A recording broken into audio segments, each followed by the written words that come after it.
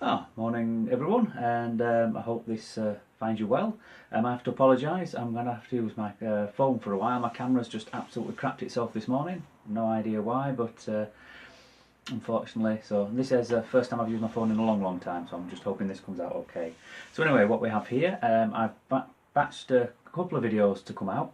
And the first one is just to show the sort of options and actually highlight the things which I've talked about in previous videos, the kind of options you can go for with things. So what I have here is a set of 4, and these are knives which are along the I suppose the woodlaw type of design. Well, they're not, I suppose they are. And what we have here is the first one. Now, as with everything, the leatherwork is always the same standard. I do everything to the same level and the same build quality on the knives. It's just the choices that you actually have which go with them. So as you can see, that's the standard sheath.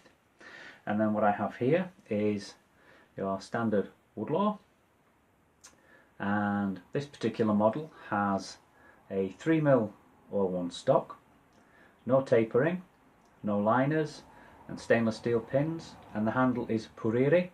That's a very hard, very dense wood, and it's got an oiled finish. The actual quality of the finish, the glues and everything else are exactly the same. And that's that knife. I'm not sure how this will come out, but I will keep trying. And grind lines. And as you can see, this is a bit of the stereotypical Coke bottle. So that's the first one. Now that's what I would call like a base level. And what I do then from there, a couple of options you can have. Now again, this is a pocket sheath. This one has a ferrocerium rod holder and a dangler, and the hardware all matches. Again, everything always to the same standard. However, this time on the knife, this has again 3mm stock, no tapering. However, the standard Coke bottle type finish. But this particular model has white G10 liners. Hopefully this is coming out, and mosaic pins. And the timber on this is stabilised cowrie, so this time the options go a little bit higher in the fact that it's got linings, it's got my own mosaic pins rather than just plain brass, and stabilised timbers. And also the sheath has the dangler option and the ferro rod loop. And again, on this particular model, this has a loop again, however no ferro rod holder, just the actual loop. Hopefully this is all showing up. Keep saying that. However, this time, this particular knife, again, same model. However, this one is 4mm with a tapered tang.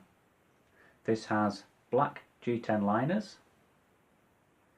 Again, my own mosaic pins, and stabilised Harrow Eka or lancewood timber. So again, a number of extra options on here, such as the tapering of the tangs, the different types of pins, stabilised timbers, which allows me to use some much nicer timbers. So that's that model. And then lastly, out of this particular set, we have, I suppose, what I suppose you'd call a bit of everything. Again, the sort of sheath, this time dangler and ferro loop fitted.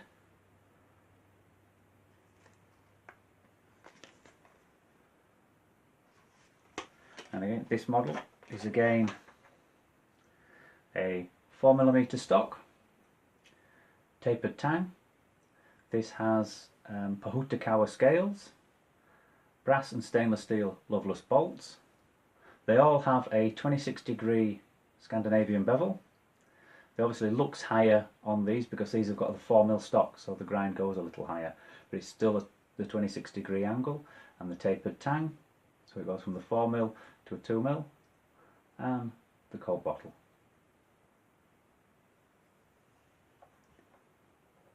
And I'm not doing all the paper type things, and all the hairs are just growing back on my arm. I'm getting sick of doing that, so I need to find something else. I need to get a bit of fur or a bit of hair that I can shave with, but they all come hair popping sharp. So that's the 4, and that just gives a bit of an idea, and those options can go onto any particular knife. It doesn't matter, it doesn't have to be a bushcrafter, it can be a hunting knife if you want a thicker stock and a tapered tang. The different options with the timbers can be stabilised, non-stabilised, as liners or not or anything. So all those sort of things, and they obviously all affect the price simply because there's a lot more work goes on to each of those extra steps. So with that, I hope you enjoyed a quick look at those, and I'll catch you on the flip side. Thanks for watching.